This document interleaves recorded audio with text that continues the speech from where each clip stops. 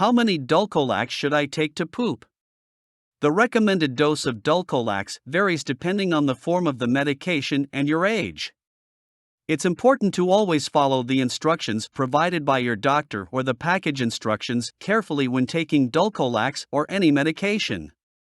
Overuse or misuse of laxatives can cause a range of digestive problems, including dehydration, electrolyte imbalances, and bowel dependency. For adults and children over 12 years old, the recommended dose of dulcolax tablets is usually 1 to 3 tablets taken by mouth once daily, preferably at bedtime. For dulcolax suppositories, the recommended dose is usually 1 suppository inserted rectally once daily, preferably in the morning. It's important to note that the time it takes to have a bowel movement after taking dulcolax can vary depending on the individual, their metabolism, and other factors.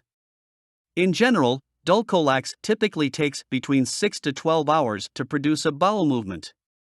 If you have concerns about your bowel movements or any other aspect of your digestive health, it's best to talk to a healthcare professional for guidance.